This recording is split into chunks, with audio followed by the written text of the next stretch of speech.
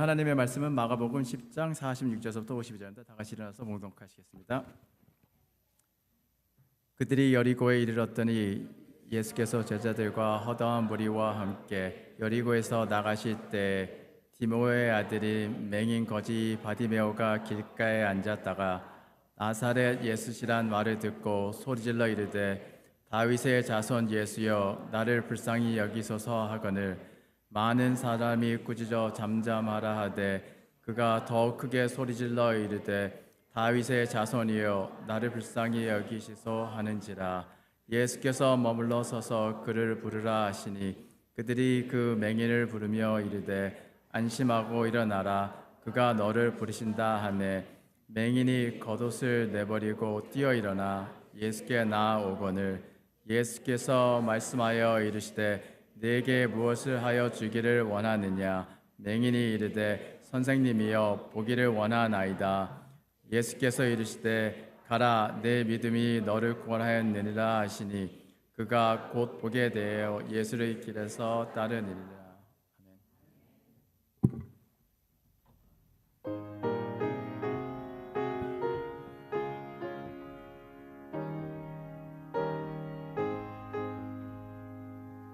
어두운 내 눈 밝히사 진리를 보게 하소서. 진리의 말씀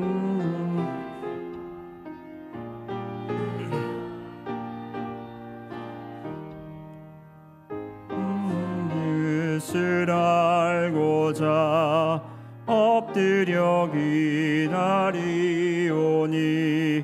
내 길을 열어주소서. 성령이여 어두운 내 시사 진리는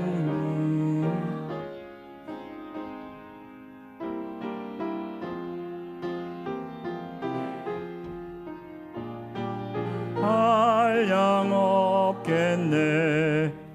기쁘신 뜻을 알고자 엎드려 기다리오니 내 길을 열어주소서. 성령이여 아멘.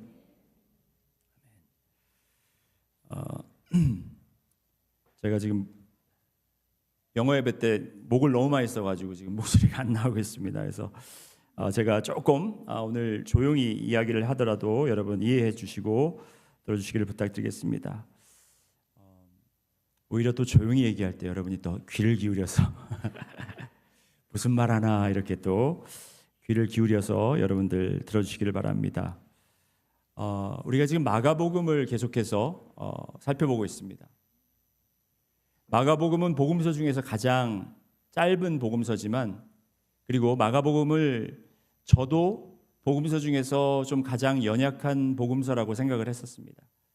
그런데 이 마가복음을 통해서 정말 얼마나 이 마가라는 사람이 이 마가복음을 적었을 때 사건 하나하나 어떤 사건을 거기에 이야기에 넣어야 했고 그리고 그 사건을 어떻게 간략하면서도 그 사건의 내용들을 정말 필요한 것들을 잘 뽑아서 거기에 적어야 했을까를 너무나도 많이 고민한 것을 알 수 있습니다. 물론 성령님께서 인도하셔서 그렇게 적은 거지만 이 마가복음을 우리가 살펴볼 때 우리가 지금 어쩔 수 없이 우리가 각각 스토리마다 나눠서 보고 있지만 이 사건들을 그냥 따로 보면서 우리가 해석하는 것보다 전체적으로 봐야 하는 우리의 능력이 생겨야 합니다.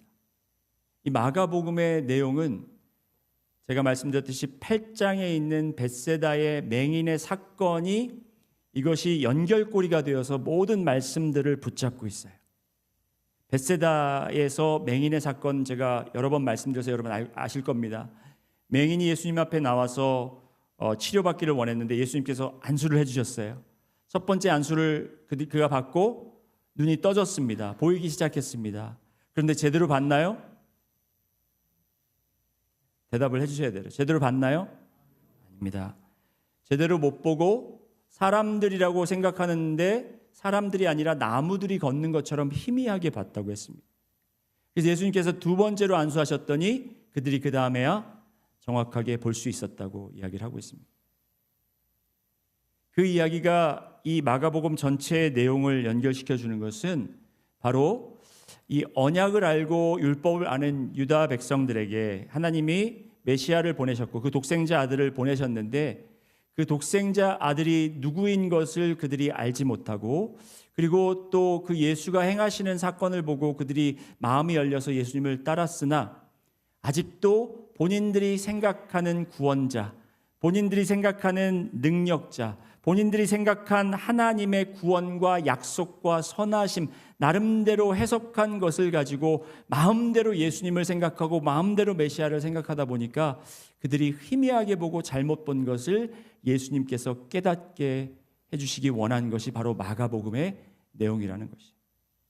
우리가 마가복음 전체 내용을 흩을 것은 아니고 오늘 8장의 벳세바에 있던 그 맹인의 사건으로부터 시작해서 그 이야기를 보면 그 다음에 전개되는 이야기들을 우리가 전체 내용의 한 스토리로 묶어서 보면 같은 띠임이 계속해서 연결되고 있어요. 같은 띠임이 흘러가고 있습니다. 여러분 벳세다의 맹인을 치유하고 바로 그 다음의 사건이 무엇이냐면 예수님이 제자들에게 사람들이 나를 누구라 하느냐라는 질문을 던져요. 그랬을 때 많은 사람들이 예수님을 보고 선지자라고 하는 사람들도 있고 침례 요한이라고 하는 사람도 있고 엘리야라고 하는 사람들도 있습니다. 그랬더니 예수님이 베드로를 보고 제자들을 보고 너희는 나를 누구라고 하느냐 했더니 베드로가 올바른 고백을 합니다. 주는 그리스도이십니다. 그랬을 때 칭찬을 받죠. 그런데 바로 그 칭찬 후에 어떤 일이 있습니까? 예수님이 죽음과 고난과 부활을 가르치셨을 때 베드로가 예수님의 팔을 잡아당겨서 밖으로 끌고 나가서 예수님을 혼내는 장면이 나와요. 그러면서 예수님이 베드로를 다시 끌고 들어와서 제자들 앞에서 사탄아 내 뒤로 물러가라. 여기서 내 뒤로 물러가라는 것이 나를 따르라라는 원어와 똑같다고 제가 말씀드렸습니다. 제자이면서 예수님을 따른다고 하면서 나의 삶을 포기하고 예수님을 따른다고 했지만 아직도 내 생각이 앞서서 메시아면 당연히 나에게 이렇게 행해야 하고 메시아면 내가 원하는 것을 베풀 줄 아는 그런 사람이다라고 생각했기 때문에 예수님이 죽겠다, 부활하겠다, 고난받겠다 하니까 그것이 자기의 뜻과 맞지 않았던 거죠.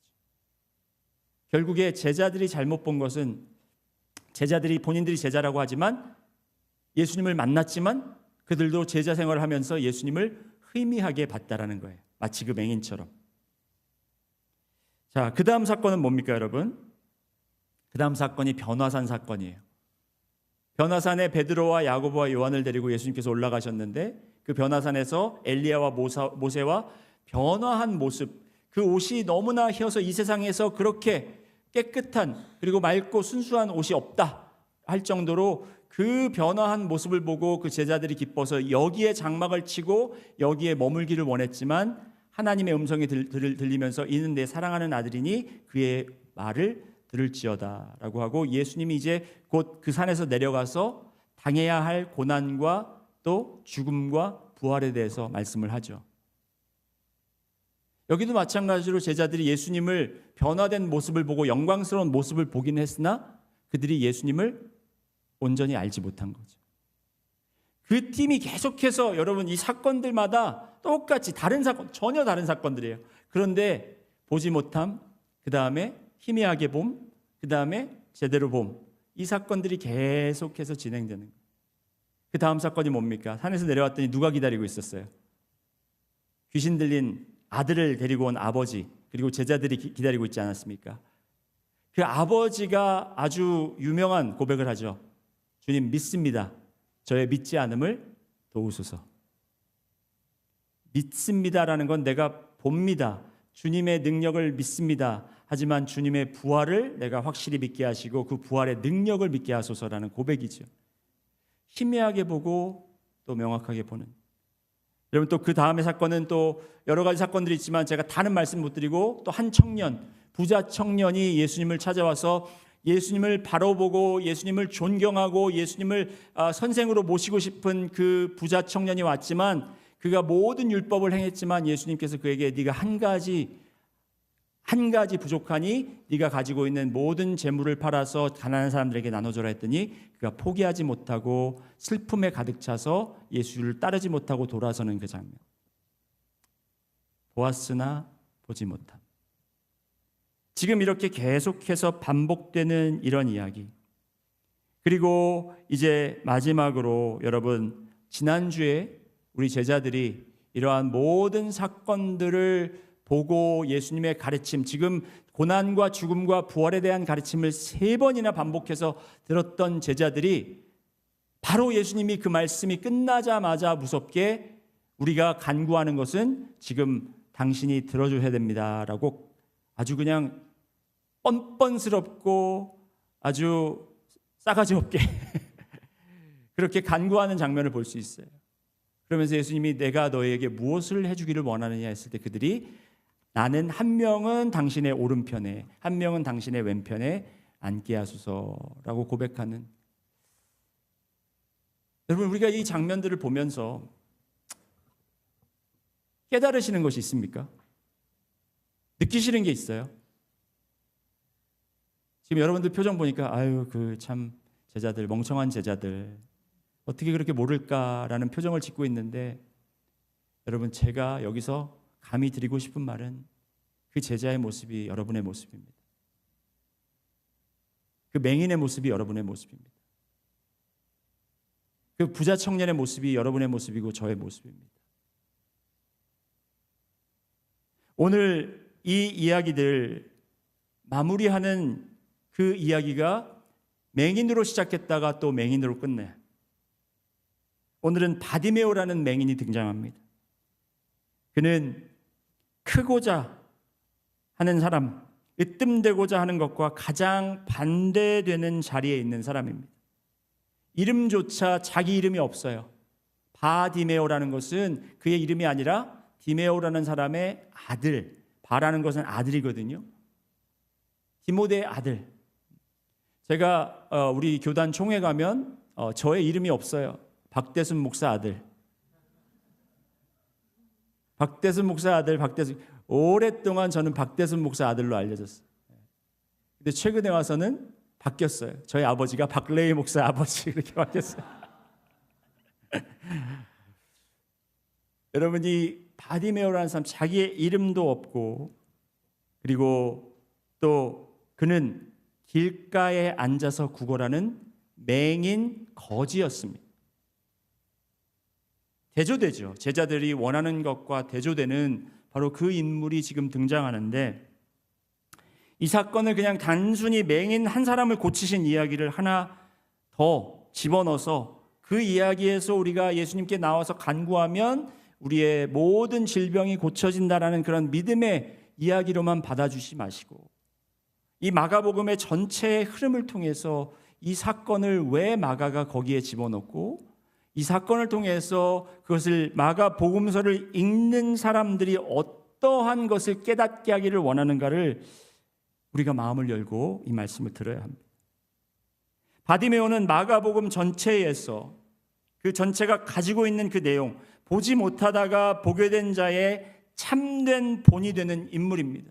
예수님께서 처음 사역을 시작하시고 제자들에게 나를 따르라, 그리고 또 베드로가 그 올바른 고백이 있었지만 사탄이 그의 마음을 움직여서 예수님의 가는 길을 막아서려고 했을 때 나의 뒤로 서라 했을 때 나를 따르라, 너희가 나를 따르려면 너희가 너 자신을 부인하고 십자가를 지고 나를 따라야 된다는 그 말씀을 정말 그 비천하고 남들이 우습게 여기고 남들이 저주받은 자라고 생각하고 사람들 앞에서 구걸하던 사람이 예수님의 온전한 제자가 되는 바로 그 모습, 예수님을 온전히 알고 예수님을 온전히 바라보고 예수님을 온전히 따르는 그 한 사람의 이야기를 우리가 오늘 여기서 발견할 수 있어야 돼요.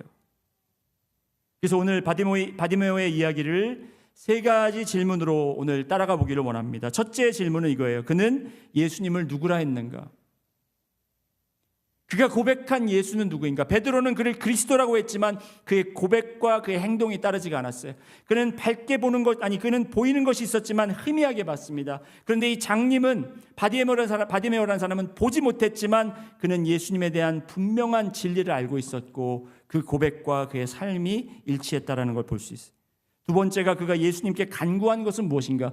예수님께서 내가 너를 위하여 무엇을 해줄고 했을 때 그가 무엇을 달라고 이야기했는지를 우리가 한번 살펴보기를 원합니다. 그리고 세 번째로 그가 예수님에 대해 얼마나 그의 마음에 간절함이 있었는가를 우리가 또한 보기를 원합니다. 이 세 가지가 마가복음에서 여러분에게 던지는 질문이에요. 당신은 예수님을 누구라고 하십니까? 여러분은 예수님을 누구라고 하시나요?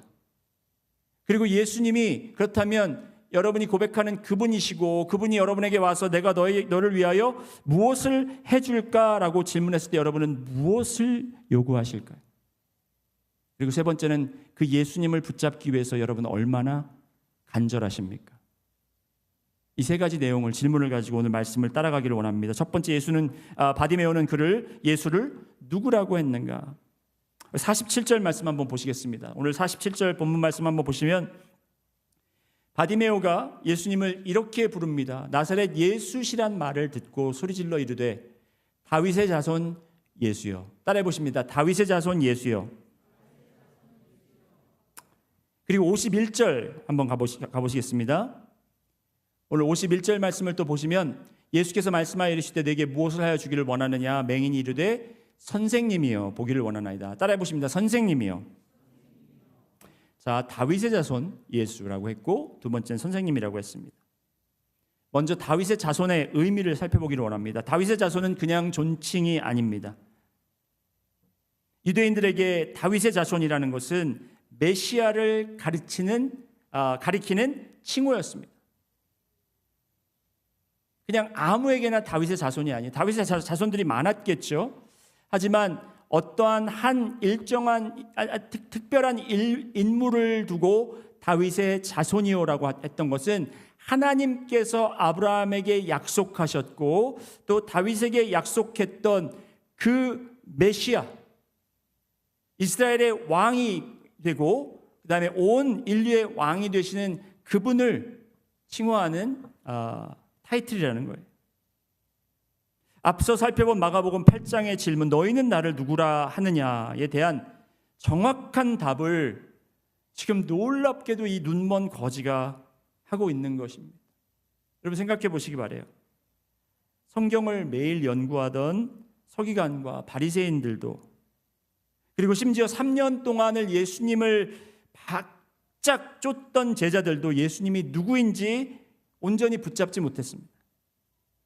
그런데 평생 성경 한 줄 제대로 배울 기회가 있었을까 없었을까 하는 의문이 드는 이 인물, 바디메오라고 칭하는 이 인물, 디모데의 아들, 이 사람은 그가 나사렛 예수라는 이름만 듣고도 그가 메시아라는 것을 정확히 고백할 수 있었습니다. 어떻게 그렇게 할 수 있었을까요? 그의 신분이 그렇게 예수님을 알게 했을까요? 누가 그에게 가르쳐줬을까요? 여러분, 베드로가 주는 그리스도시요 살아계신 하나님의 아들이니이다라고 고백했을 때 마가복음은 아니지만 다른 공관 복음서에서 내가 이렇게 알게 된 것은 오직 성령이 너에게 가르친 것이다 라고 그렇게 말씀하고 계세요. 성령님을 통해서 알 수 있는 것입니다.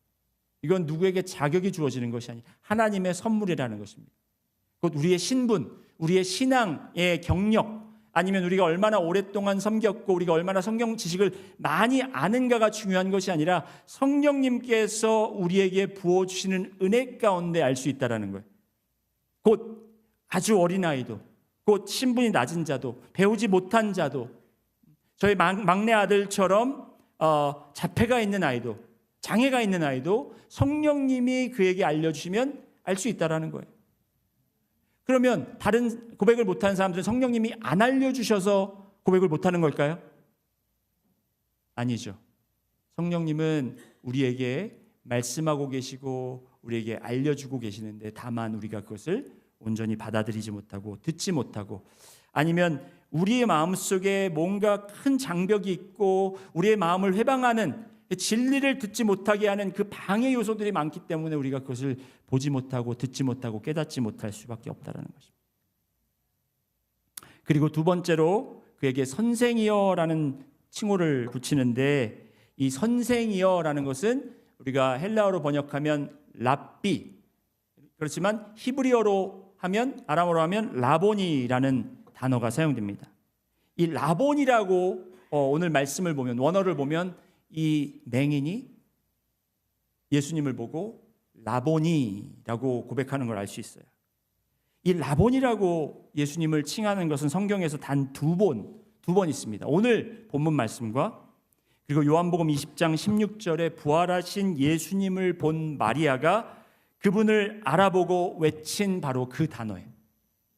그러니까 그냥 나를 가르쳐 주시는 선생님 이 정도가 아니라 부활하신 예수님, 곧 말씀을 입으로만, 말씀을 칠판에만 적고 종이에만 적어서 가르치는, 학문적으로 가르치는 사람이 아니라 그 말씀을 삶 속에서 우려내고 삶으로 보여주는, 그런 나의 갈 길을 보여주는 선생이라는 바로 그런 칭호라는 거죠.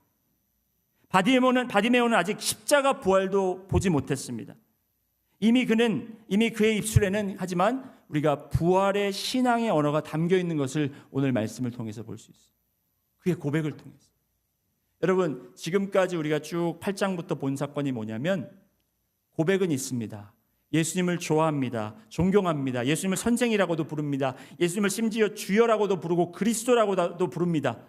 하지만 이 맹인도 그에게 예수님이 어떤 분이신지 그가 고백함이, 그리고 그를 바르게 칭호함이 있었다라는 거예요. 여러분, 근데 이 두 호칭 사이에 그가 외친 한 문장을 우리가 놓치지 말아야 되는데, 바로 그 문장은 뭐냐면 다윗의 아들 예수여 나를 불쌍히 여기소서. 따라해 보실까요? 나를 불쌍히 여기소서. 여러분, 기도하실 때 혹시 이렇게 기도하시는 분들 계세요? 주님, 나를 불쌍히 여겨 주시옵소서. 우리가 주로 이렇게 기도 안 하죠. 주여 나를 불쌍히 여기소서라고 기도하지 않고 우리는 주님 하고서 이제 우리가 고백할 것, 우리가 간구할 것들을 먼저 고백합니다. 잘못된 건 아니에요. 하지만 우리가 기도를 통해서, 예배를 통해서 주님 앞에 나아갈 때 여러분이 그 만남이, 예수님과의 만남, 하나님과의 만남, 성령님과의 만남이 풍성하게 이루어지려면 여러분이 먼저 주님에 대한 바른 고백이 있어야 돼요. 믿으시면 아멘 하시기 바랍니다. 그래서 우리가 예배 시간에 찬양하는 것도요, 그냥 찬양하는 게 아니에요. 그냥 우리 찬양 인도자분들에게 제가 말씀드리면, 곡 선정할 때 그냥 설교 내용 보고 정하지 마세요. 그러실 필요 없어요. 제가 설교에서 알아서 할 테니까 설교 내용 보고 정하지 마시고, 어떤 우리가 찬양을 인도를 해야 되냐면 하나님을 바라볼 수 있는 찬양을 해야 돼요. 제가 예배 시간에 당신은 사랑받기 위해 태어난 사람 하면 제가 너무 마음이 아파요. 왜냐하면 기껏 우리가 예배 자리에 나왔는데 또 당신은, 우리가 그냥 주위 사람을 바라보는 거예요. 나를 바라보는 거예요. 여러분, 우리가 예배 자리에 나왔으면 하나님을 바라봐야지. 더 하나님을 알고 하나님의 성품을 찬양하고 하나님의 어떤 분이신지를 우리가 고백하고 하는 그런 참된 고백이 있을 때에, 여러분, 그 고백이 있을 때 우리가 이사야서 6장에 있는 것처럼 그런 온전한 고백, 천사들이 거룩하다 했을 때 이사야의 반응이 뭐였습니까?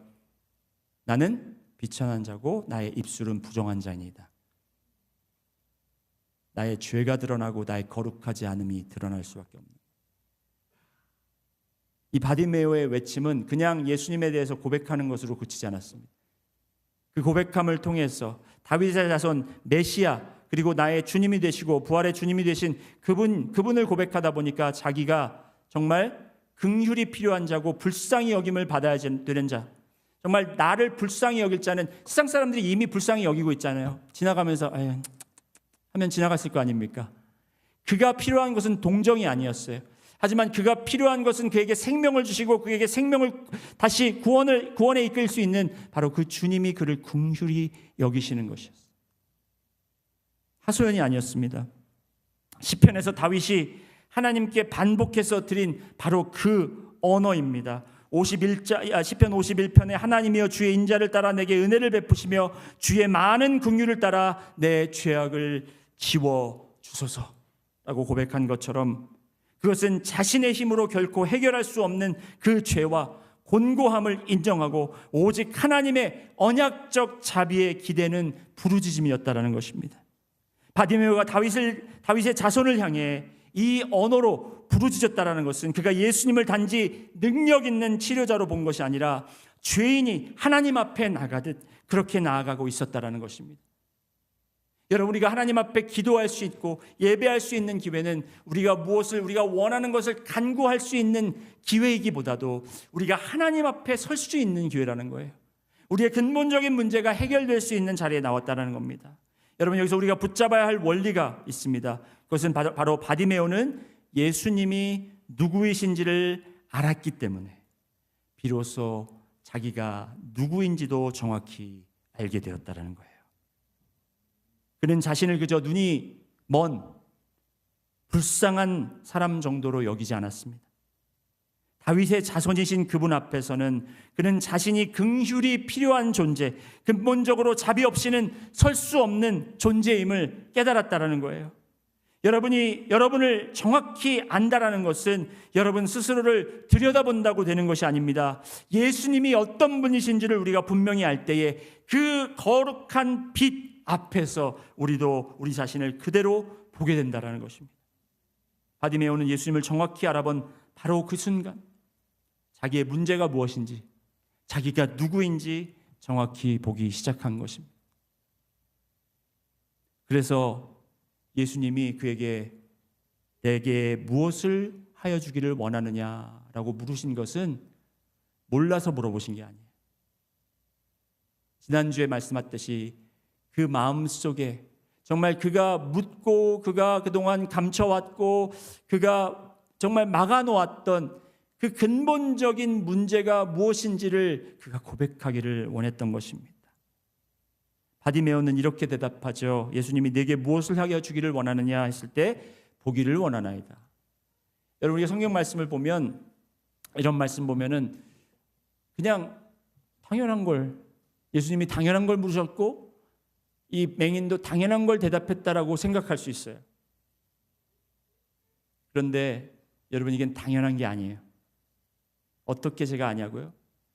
여러분 생각해 보시기 바랍니다. 이 맹인이 평생을 태어나서 걸음마를 할 수 있을 때부터 그는 태어날 때 장님으로 맹인으로 태어났을 것이고 이제 그가 스스로 움직일 수 있을 때 그는 아마도 지금 있는 그 자리에 어려서부터 나와서 사람들에게 지나가는 행인들과 지나가는 사람들에게 구걸을 했을 거라는 거죠.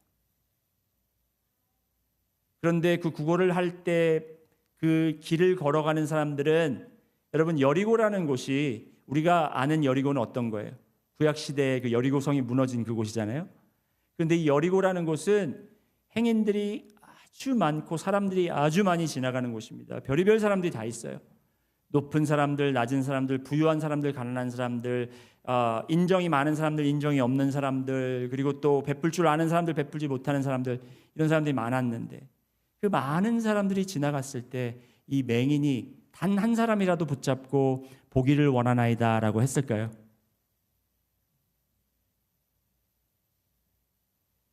했을까요? 안 했을까요?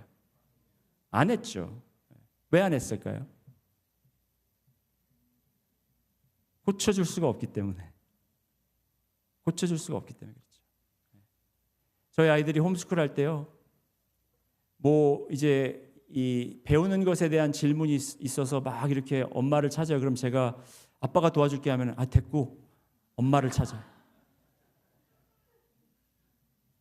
도움이 안 되니까 입만 아프거든요. 그러니까 고쳐줄 수 있는 사람, 도움을 줄 수 있는 사람을 찾을 수밖에 없는 거예요. 이 맹인은 매일 그 자리에 나가서 그가 받을 수 있는 도움, 그가 구걸할 수 있고 그가 간구할 수 있는 것의 최상은 무엇이었습니까? 돈이었고 음식이었어요. 입을 옷이었습니다. 그가 하루하루를 살아갈 수 있고 하루하루의 생명을 지탱할 수 있는 그것을 구하는 것이 그것이 다였어요. 아무리 부유한 사람, 아무리 능력 있는 사람일지라도 그가 간구할 수 있는 것은 한계가 있었다라는 거예요. 그런데 예수님이 지나가시고 예수님이 내가 너에게 무엇을 해줄까라고 물어보셨을 때 그가 이야기한 것은 돈을 더 주세요. 입을 것을 주세요. 음식을 주세요. 예수님은 자비하시잖아요. 예수님은 다른 사람들보다 조금 더 낫잖아요. 너그러우시잖아요. 그러니까 나한테 더 많이 주세요. 그렇게 간구한 게 아니에요. 아무도 해결할 수 없는 나의 근본적인 문제를 해결해 주세요라고 고백한 거예요. 여러분 주님 앞에 나올 때 여러분 어떤 간구를 하시냐는 거예요. 병 고쳐주세요. 직장 안전하게 지켜주세요. 우리 자녀들 도와주세요. 물론 우리가 할 수 없는 걸 수 있어요. 그렇지만 그런 문제들은 다른 사람들도 해결할 수 있잖아요. 여러분도 해결할 수 있는 거잖아요. 그렇죠?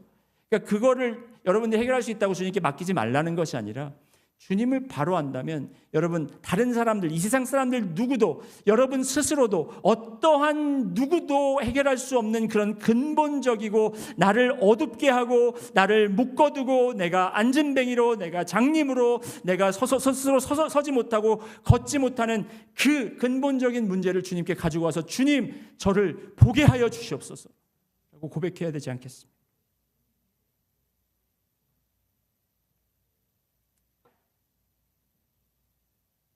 여러분 바디메오의 간구는 그냥 당연하다는 듯이 예수님이 뭘 해줄까 했을 때 잘 됐네요. 보게 해주세요. 이게 아니라 그가 그동안 포기했고 아무도 나를 도울 수 없다라는 그것을 주님 앞에 가져왔다라는 것은 이것이 바로 그의 신앙의 고백이었다라는 거예요. 여기서 우리가 앞서 짚었던 야고보와 요한을 잠시 다시 떠올려 보기를 원합니다. 놀랍게도 예수님이 바디메오에게 던지신 이 질문, 네가 무엇을 하여 주기를 원하느냐? 내게 무엇을 하여 주기를 원하느냐? 이 질문을 야고보와 요한에게도 똑같이 하셨다라는 거예요. 정확히 똑같은 문장입니다. 마가가 그것을 놓치지 않고 그렇게 적었다라는 거죠. 왜? 전혀 다른 사건이지만 똑같은 영적 문제를 가지고 있기 때문에. 야고보와 요한은 3년 동안 예수님을 따랐고 변화산에서 예수님이 변화하는 그 영광도 목격했습니다. 그런 그들이 내게 무엇을 해주기를 원하느냐라는 질문을 받았을 때 그들이 구한 것은 주의 영광 중에서 하나는 당신의 우편에 하나는 당신의 좌편에 앉게 하여 주옵소서. 바로 자리였고 신분의 변화였고 나의 삶의 향상이었어요. 이거는 예수님이 아니라도 다른 사람, 권위 있는 사람이면 해줄 수 있는 거예요. 그들은 예수님이 무엇을 하실 수 있는 분인지보다 예수님 곁에서 자신이 무엇을 얻을 수 있는지에 더 관심이 있었다라는 겁니다. 반면 바디메오는 예수님을 한 번도 본 적도 없습니다. 예수님의 가르침을 직접 들은 적도 없어요. 그저 예수님이 왔다는 소리만 들었어요. 그 소리만 듣고 주님 앞에 나왔습니다. 그런데 그가 구한 것은 자리가 아니었고 신분이 아니었고 삶의 향상이 아니었어요. 자기 존재 전체를 바꾸는 바로 그것이었다라는 것입니다. 여러분이 왜 이 맹인처럼 아직도 희미하게 보면서도 우리가 간절함이 없는지 아세요? 여러분은 그냥 있는 자리에서 조금 더 나은 향상된 삶만 원하고 계세요. 자리를 바꾸는 걸 원치 않으세요. 방향을 바꾸는 걸 원치 않으세요. 여러분의 존재 전체를 내어주는 걸 원치 않으세요. 주님 앞에 나온다라는 것은 여러분의 존재 전체를 주님께 맡기고 나에게 생명을 주시고 나의 삶을 통해서 영광 받으시기 원하는 하나님께 내가 완전한 도구로 쓰임받기 원한다고 나를 내어주는 것이 여러분 그것이 신앙 아니겠습니까? 그런데 왜 우리는 우리의 자리는 변하지 않으면서 주님 여기서 조금 더 나은 삶, 음식 조금 더 주시면 안 돼요? 주님 제가 좀 더 건강하게 해주시면 안 돼요? 왜 날마다 그런 문제로만 우리가 주님 앞에 찾아 나오냐는 것이죠. 답답해 죽겠습니다. 저도 그래요. 저도.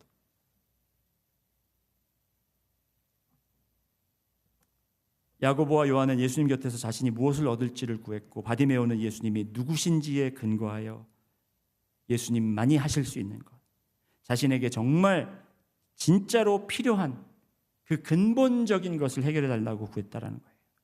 그리고 세 번째로 우리가 볼 것은 바디메오가 그 예수님을 찾고 예수님 앞에 나오고 예수님을 따르는 것이 얼마나 간절했는지를 오늘 말씀을 보시면 47절, 48절 말씀 함께 보시겠습니다. 오늘 말씀 47절 함께 읽습니다. 시작.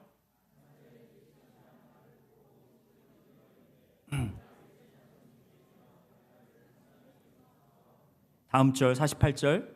많은 사람이 꾸짖어 잠잠하라 하되 더욱 크게 소리질러 이르되 다윗의 자손이여 나를 불쌍히 여기소서 한지라. 여러분, 여기서 예수님을 정확히 알아보고 예수님에 대한 고백이 있는 이 바디메오를 잠잠하게 만들려고 많은 사람들이 그에게 소리 지르고 꾸짖고 그를 욕했습니다.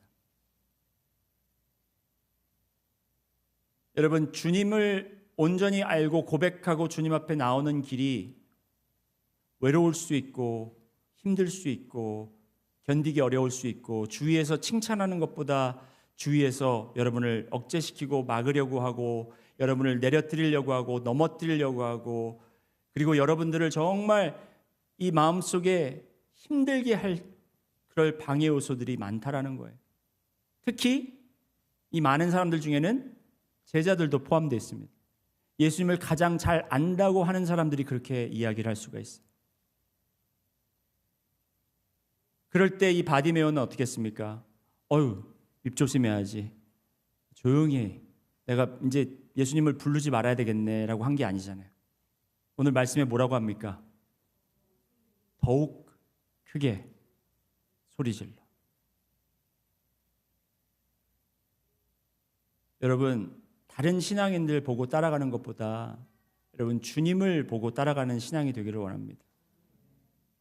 제가 여러분들에게 가르쳐서 이렇게 가는 것보다 여러분들이 예수님이 누구이신지를 온전히 만나고 그를 고백하면서 누가 뭐라고 할지언정 여러분이 알고 여러분이 분명히 확실히 아는 그 예수님을 부르며 소원하며 그에게 나가시는 여러분들이 되시기를 소원합니다. 어떠한 방해가 있고 어떠한 위축되는 상황들이 있을지라도 여러분 포기하지 말으시고 더욱더 크게 외치며 그분 앞에 나가시기를 소원합니다. 바디메오는 조금도 위축되지 않았고 더욱 굳건히 더욱 크게 외칩니다. 외부의 어떤 방해도 그의 고백을 흔들지 못했어요. 그가 붙잡은 확신이 얼마나 견고했는지 반대가 오히려 그 부르짖음을 더 키웠다라는 것입니다. 여러분, 목회를 하고 또 신앙생활을 하다 보면 이렇게 힘이 빠질 때가 많습니다. 그 힘 빠지는 이유가 내 자신이 물론 문제겠지만 주위에서 격려가 없고 주위에서 오해가 있고 주위에서 사람들이 안 따라오면 나만 혼자 하는 것인가? 나만 혼자 기도하나? 나만 혼자 새벽기도 나오나? 나만 혼자 이렇게 열심인가? 라면서 우리가 위축될 수가 있어요. 좌절하고 싶을 때가 있습니다. 그런데 그럴 때 우리는 더욱더 크게 소리 지르며 더욱더 확신을 가지고 우리가 주님을 붙잡고 나가는 여러분들의 시기를 소원합니다. 제가 우리 한 2, 3년 전에 저희 교회에서 능력 축구라고 그래가지고 이제 축구 하시는 분들 모임을 시작했어요. 그 모임의 시작 이유가 뭐냐면 신시내티에 있는 이제 축구 모임이 있었는데 젊은 사람들이 많이 생기다 보니까 이제 40대, 50대 된 분들이 같이 못 놀잖아요.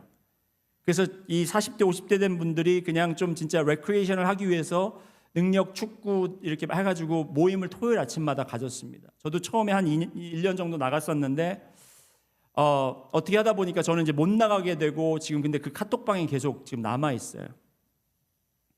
매주 목요일, 수요일부터 이제 카톡 메시지들이 뜹니다. 오늘 이제 다음은 어디서 모이겠습니다. 일기예보 보니까 비가 뭐 몇 % 오게 생겼는데 그러면 또 어떤 분이 이렇게 얘기해요. 비가 와도 우리는 합니다. 눈이 와도 합니다. 날씨가 추워도 합니다. 그러면 할 수 있을까요? 우리 그 지난번에 거기 구장 갔더니 학생들이 거기 학교 학생들이 뭐 하고 있던데 그럼 다른 장소를 찾읍시다. 와, 이건 뭐 어떤 상황 속에서도 믿음을 가지고 그죠? 비가 뭐 100% 온다고 할지어도 우리가 축구를 사랑하기 때문에 토요일 아침 7시에. 여러분 교회 와서 토요일 아침 7시에 기도하라고 제가 한번 불러볼까요? 그럼 여러분들 아유 목사님 금요일까지 그렇게 일하고 저희가 토요일 아침 그렇게 일찍 나야 되겠습니까? 여러분 그렇게 이야기하는 거는 우리가 예수님이 누군지 모른다라는 거예요. 그리고 우리가 무엇을 간구해야 될지도 모른다라는 거예요. 우리가 간절함이 없다라는 거예요. 간절함이 있으면요 비가 오나 눈이 오나 그 동그란 공 쫓아다닌다고 땀을 뻘뻘 흘리고 다리가 뼈도 빨리 회복시켜가지고 그 다음 주에 나갈 생각을 하고 여러분 주님을 향한 그 마음과 고백이 우리가 간절하다면 날씨도 장소도 상황도 그 어떤 것도 우리의 고백과 우리의 열심을 꺾지 못할 것입니다. 바디메오의 부르짐이 꼭 그랬다라는 거예요. 사람들의 꾸짖음이라는 방해 앞에서 예수님을 향한 그의 간절함은 오히려 더 커졌다라는 것입니다. 여러분 우리가 예수님을 얼마나 간절히 원하는지는 평온할 때가 아니라 방해받을 때 드러나는 거예요. 말씀 한 군데 더 보시겠습니다. 오늘 말씀 50절 말씀을 보면 이제 그가 그렇게 간절하게 예수님을 찾을 때 드디어 그의 이제 호소가 예수님의 귀에 들어가고 예수님이 그를 나에게 데리고 오라 했을 때 50절 같이 읽습니다. 시작. 맹인이 겉옷을 내버리고 뛰어 일어나 예수께. 자 여기서 우리가 그냥 스치고 지나갈 또 문장이 나오는데 제가 아까도 말씀드렸지만 마가복음은 짧게 적었기 때문에 우리가 생각했을 때 이런 내용이 왜 들어왔을까? 뭐 이런 구차한 설명을 왜 했을까라는 것들은 그냥 구차한 설명이 아니라 뭔가 큰 의미를 가지고 있다는 걸 아셔야 돼요. 여기서 겉옷을 내버리고 뛰어 일어나 예수께 왔다고 했습니다. 여러분 맹인 거지에게 이 겉옷이 얼마나 가치가 있는 걸 생각해 보시기 바랍니다. 물론 거지의 겉옷이니까 얼마나 더럽고 찢어지고 허물고 그다음에 이게 허울고 그다음에 이게 얼마나 냄새나고 그렇죠? 우리가 볼 땐 가치 없을 수 있다고 생각할 수 있으나 이 맹인 거지에게는 가지고 있는 전부 다일 수가 있고 그를 그 길거리에서 보호할 수 있는 유일한 그가 소유한 물건이라고 우리가 생각할 수 있어요. 사막지대에서 갑자기 기후가 떨어지고 추울 때 그가 아무도 그를 일으켜서 집으로 데려갈 수 없을 때 그가 의지할 수 있는 것은 이 겉옷밖에 없습니다. 그리고 사람들이 준 돈과 음식을 쌓아서 그가 가지고 갈 때 이 겉옷을 그가 거기에 함께 싸서 가지고 갈 수밖에 없는 그런 도구였어요. 그가 그것을 놓고 따랐다는 것, 예수님 앞에 나갔다는 것은 마치 제자들이 배와 그물과 잡힌 물고기들을 내려놓고 예수님을 따랐던 것과 흡사하다라는 것이에요. 그리고 우리가 이 전전에 봤던 그 부자 청년이 예수님을 따르길 원했지만 그가 가지고 있는 재물이 너무나 많기 때문에 그가 마음속에 슬퍼하고 근심하여 주님을 따르지 못한 그 장면과 대조되는 것을 우리가 봐야 해요. 주님 우리에게 여러분들에게 고백이 있을 수 있습니다.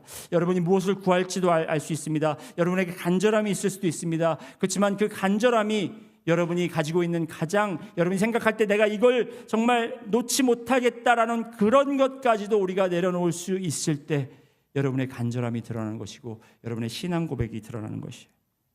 그런데 우리는 내가 챙길 거 다 챙기고 내가 누릴 거 다 챙기고 내가 이거는 이래서 안 되고 저거는 저래서 안 되고 내가 이래서 시간이 안 되고 저래서 시간이 안 되고 내가 이래서 능력이 안 되고 하는 모든 엑스큐즈들을 이 시간 주님이 여러분을 부리신다면 여러분 이것을 당장 그 자리에서 내려놓고 던져버리고 주님 앞에 뛰어나올 수 있는 용기와 믿음이 필요하다는 것입니다.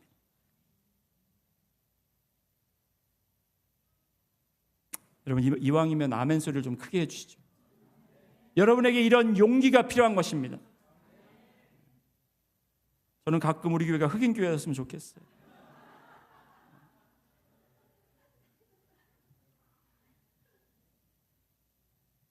흑인 교회는 그냥 Lord 그래도 그냥 막 사람들이 막 일어나가지고 막 난리를 치는데 우리 교회는 이렇게 얌전하신 분들만 있어, 점잖으신 분들만 있어가지고. 그리고 52절 말씀 보면 예수님이 그를 치유하신 이후에 이제 가라. 내 믿음이 너를 구원하였느니라. 그가 바라는 것은 눈을 뜨는 것이었지만 예수님께서 주신 것은 구원이었습니다. 여기서 구원이라는 것은 우리가 생각하는 그런 구원일 수도 있지만 여기에서는 완벽한 회복이라는 뜻이에요. 눈만 고쳐진 것이 아니라 모든 육적인 것 그리고 영적인 것 모든 것을 지금 그를 구하셨다라는 거예요. 건지셨다라는 거예요. 그의 신분 회복도 됐습니다. 그리고 그가 지금 앉아 있었던 자리의 변화도 있었습니다. 그리고 그가 이제 보지 못했으나 이제 볼 수도 있습니다. 이제는 그가 일을 못했으나 일을 할 수 있습니다. 그것보다도 가장 중요한 것은 그는 이제 저주받은 자였으나 이제는 주님의 축복을 받은 자의 자리에 있었던 거예요. 그러면서 그 뒤에 그가 곧 보게 되어 그 다음 함께 있습니다. 시작. 예수를 길에서 따르니라. 여러분, 마가복음은 주님께서 이 땅에 오시고 예수를 바로 안 사람을 예수님께서 부르셔서 그들을 제자 삼으시고 내 뒤에 서라, 나를 따르라, 나를 따르려면 자신을 부인하고 십자가를 지라, 이 말씀을 계속해서 반복하신 거예요. 목사님, 그건 제자들한테 한 거죠. 우리는 그냥 예배 잘 드리고 신앙생활. 여러분, 신앙생활 잘하는 게 뭐예요? 교회 잘 지키는 거 아닙니다. 헌금 잘 내는 거 아닙니다. 그럼 뭐겠습니까? 예수님을 따르는 거예요. 예수님을 따르시는 여러분들 되시길 소원합니다. 여러분, 오늘 우리가 함께 걸어온 이 긴 여정, 마가복음을 통해서 지금 이제 반 이상, 이제 9월이면 이제 모든 마가복음을 마치게 되는데, 정확한 고백을 하고도 그 의미를 놓친 베드로, 영광을 보고도 흔들린 제자들, 정직했지만 연약했던 아버지, 붙든 것을 놓지 못해서 예수님을 따르지 못한 그 청년, 그 모든 것을 보고도 신분의 변화만을 구했던 야고보와 요한, 그리고 예루살렘에 들어가시기 전에 마지막으로 기적을 행하신 사건이 여러분 바디메오 맹인의 사건이에요. 그 끝에서 예수님이 이제 죽으시고 부활하신 그 가르치시는 3번 반복해서 가르치셨던 내가 고난받고 죽고 부활하겠다, 그것을 이제 행하시기 전에 마지막으로 부르신 제자가 바로 이 바디메오라는 거예요. 아무것도 가진 것 없던 한 사람이, 낮고 천하고 거지고 구걸할 수밖에 없었던 그 사람이 예수님을 가장 정확하게 보고 가장 정확한 것을 구하는 사건을 통하여 제자들을 부끄럽게 하려고 한 것이 아니에요. 여러분, 이것을 읽는 여러분과 제가 부자 청년처럼, 베드로처럼, 야고보와 요한처럼 그렇게 하라는 것이 아니라 바로 이 맹인처럼 우리가 이 맹인 같은 사람이었다라는 것을 인정하고 우리도 보기를 원합니다라고 고백한 여러분들과 제가 되기를 소원합니다. 예수님에 대한 바른 고백, 여러분 포기하지 마시고 계속 주님은 선하십니다. 주님은 인자하십니다. 주님은 나를 쉼의 자리로 우리를 초대합니다. 주님은 우리를 구원하셨습니다. 주님은 악을 물리치십니다. 주님은 죽음을 이기셨습니다. 이러한 진리된 고백들을 우리가 날마다 하면서 우리의 자신들을 주님 앞에 내어놓는 여러분들 되시기를 원합니다. 여러분들은 예수님 앞에 무엇을 구하고 있습니까? 지금 우리가 맞이한 상황들을 그럭저럭 넘길 수 있는 것들을 구걸하듯 구하고 있습니까?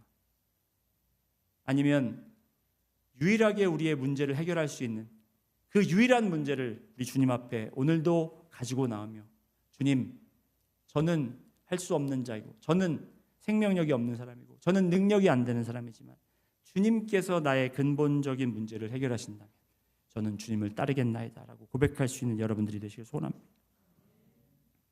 여러분, 우리가 계속 길가에 앉은 채로 지나가는 예수님의 소리를 듣고도 우리가 움직이지 않고 가만히 사람들이 욕하니까, 사람들이 꾸짖으니까 그냥 잠잠히 있어야지 하는 것이 아니라 더욱더 큰 소리로 주님께 외치고, 그리고 주님 앞에 주님이 부르실 때 여러분이 귀중하게 여기고 귀하게 여겼던 붙잡고 있는 모든 것들을 뿌리치고 버리고 주님 앞에 담대히 나오기를 소원합니다. 기도하시겠습니다. 주님 감사합니다. 오늘 저희가 이 바디메오라는 맹인을 통해서 우리의 모습을 보기를 원합니다. 주님, 이것이 어떠한 구체적인 인스트럭션처럼 우리에게 이렇게 하면 우리가 어떠한 질병을 낫게 하고 이렇게 하면 또 우리가 어떠한 신앙의 문제들을 해결하고 그것이 아니라 가장 근본적인 문제, 주님이 나에게 누구이신가? 그리고 주님이 유일하게 하실 수 있는 나를 위해 하고자 하시는 그것이 무엇인가? 그렇다면 그러한 주님을 어떠한 방해 속에서도 내가 포기하지 않고 주님을 더욱더 크게 부르며 주님 앞에 더 열심히 나오기를 결단하는가? 이 세 가지의 질문들을 우리 자신들에게 던지고 이곳에서 응답을 얻을 수 있는 그런 시간이 되기를 원합니다. 우리를 외면하지 않으시고 아버지 하나님, 우리가 있는 그 자리를 지나가심 감사합니다. 우리가 주님을 부르는 그 음성을 외면하지 않으시고 우리에게 귀를 기울여 주심 감사합니다. 그리고 또 지금 이 순간도 내게 무엇을 하여 주기를 원하느냐라고 물어주심 감사합니다. 주님, 저희가 그 기회를 놓치지 않고 주님께 온전한 고백이 있는 시간이 되기를 원합니다. 감사드리며 예수 그리스도 이름으로 기도드렸습니다.